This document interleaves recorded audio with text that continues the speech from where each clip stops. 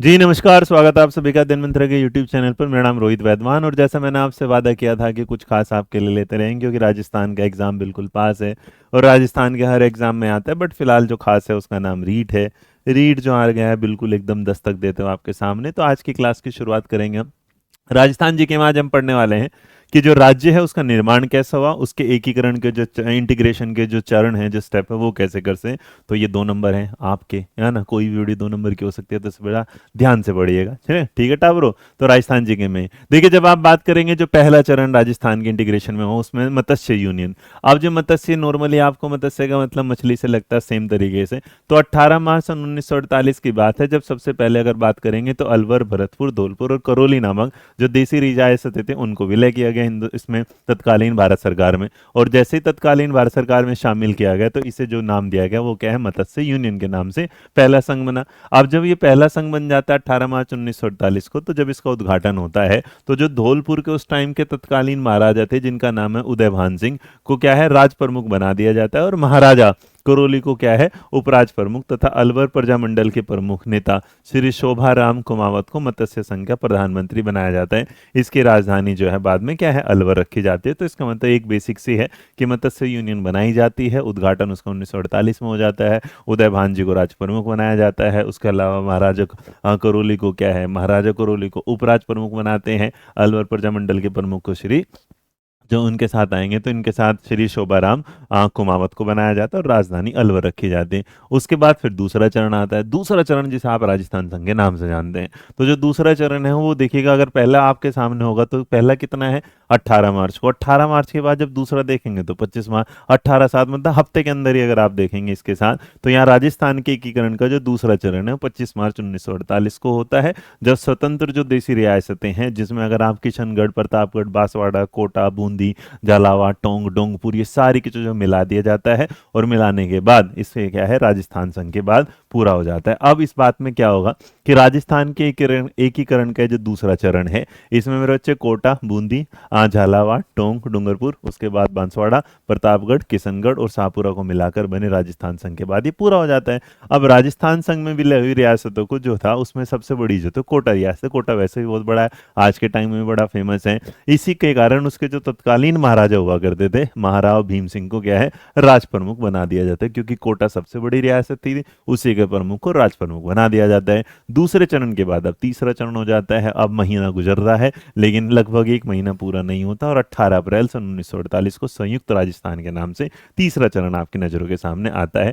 तीसरे रीजन में जो देखेंगे, तीसरे चरण राजस्थान संघ में उदयपुर रियासत का विलय कर संयुक्त राजस्थान का निर्माण हुआ। पंडित जवाहरलाल नेहरू द्वारा इसका क्या है, उद्घाटन किया गया था। मतलब उदयपुर को क्या कर दिया, विलय किया, और उसके साथ ही हम संयुक्त राजस्थान की तरफ बढ़ जाते हैं।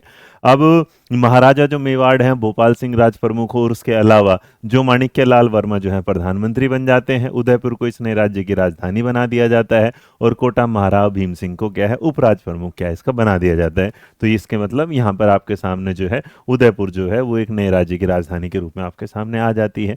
जब इस तीसरे चरण को आप देख लेते हैं तो फिर आता है चौथा चरण, जिसको व्रत राजस्थान मतलब बढ़ा हुआ राजस्थान बोला जाता है। अब जब बढ़ा हुआ राजस्थान है तो बड़े हुए राजस्थान में आपने देखा था, तो अगर मारवाड़ी और इस तरह देखेंगे तो 30 मार्च 1949 को लगभग एक साल के बाद अगर आप देखेंगे तो जोधपुर, जयपुर, जैसलमेर, बीकानेर जो बड़े मतलब एरिया थे वो आ जाते हैं। और जैसे ही वो जुड़ते हैं तो राजस्थान दृष्टि से भी बढ़ जाता है और राजस्थान का जो संघ है व्रत राजस्थान संघ बन जाता है। और इसी वजह से राजस्थान की स्थापना का दिन भी इसी को क्या है, माना जाता है। तो इसलिए अगर आपके सामने ये होता है तो व्रत राजस्थान के साथ 30 मार्च 1949 को राजस्थान की स्थापना का क्या दिन बना दिया जाता है। इसके बाद इन रियासतों में अगर देखेंगे तो जोधपुर है, जयपुर है, जैसलमेर, बीकानेर का विलय करवाकर तत्कालीन भारत सरकार ने 30 मार्च 1949 को व्रत राजस्थान संघ का निर्माण किया, जिसका उद्घाटन भारत सरकार के तत्कालीन रियासती और गृह मंत्री, जिनका नाम क्या है, सरदार वल्लभ भाई पटेल, जिन्हें आप जानते ही हैं लौह पुरुष के रूप में, उन्होंने इसका काम किया था। और व्रत होते ही बढ़ जाता है राजस्थान,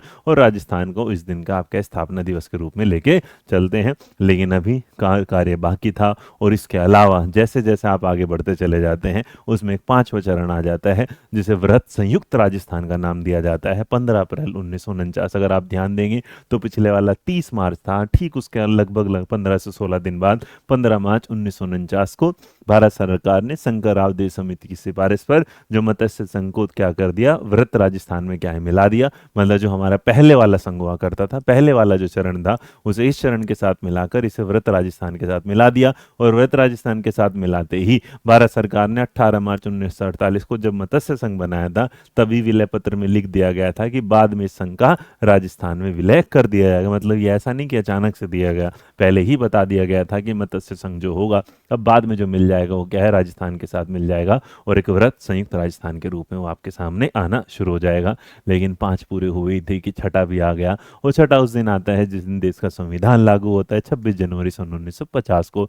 तो भारतीय संविधान लागू होता है 26 जनवरी 1950 को। और साथ ही अगर आप देखेंगे तो सिरोही रियासत का भी विलय ग्रेटर राजस्थान में कर दिया जाता है। तो अगर आपसे ये पूछ लिया जाए कि भाई जो छठा चरण था उसमें क्या मिला था, तो सिरोही जो रियासत है वो मिल जाती है। और 26 जनवरी 1950 को भारत का संविधान जैसे ही लागू होता है, होने पर राजपुताना के इस भूभाग को विधिवत क्या है, राजस्थान नाम दे दिया जाता है, जिसे संयुक्त में से बार बार अलग अलग नाम दिए। और अब 26 जनवरी 1950 को देश को एक जो राज्य मिलता है पूर्ण रूप से, उसका नाम न व्रत न संयुक्त न कुछ, उसे पूर्ण रूप से क्या बोला जाता है, राजस्थान। राजस्थान जिसकी आज की राजधानी क्या है, जयपुर है। लेकिन अब हम बात करते हैं आज के वर्तमान राजस्थान पर, जिसे आप देखते हैं 7वें चरण के रूप में। तो 7वें चरण में जब राजस्थान बनता है तो राज्य पुनर्गठन आयोग श्री फजल अली की अध्यक्षता में जो गठित हुआ था, उसकी सिफारिशों के अनुसार सिरोही की आबू व दिलवाड़ा तहसील, मध्य प्रदेश के मंदसौर जिले की मानपुरा तहसील को सुने, टप्पा और अजमेर में मेरवाड़ा क्षेत्र राजस्थान में मिला दिया जाता है।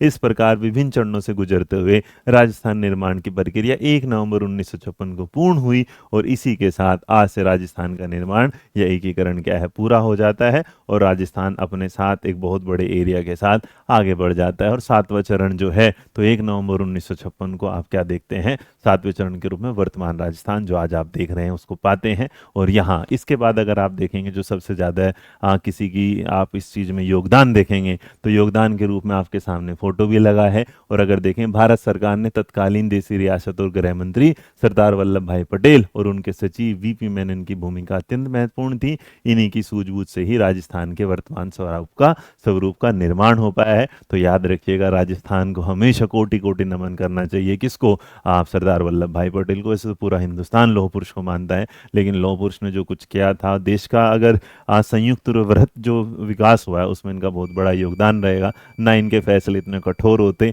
और ना शायद आप इतना बड़ा राजस्थान देखते। तो आशा करता हूँ छोटी वीडियो आपको पसंद आई। अगर पसंद आई तो नीचे लाइक शेयर सब्सक्राइब करना ना भूलिएगा। मिलेंगे नई वीडियो में, तब तक खुश रहें, मुस्कुराते रहें, अपना विशेष ध्यान रखें।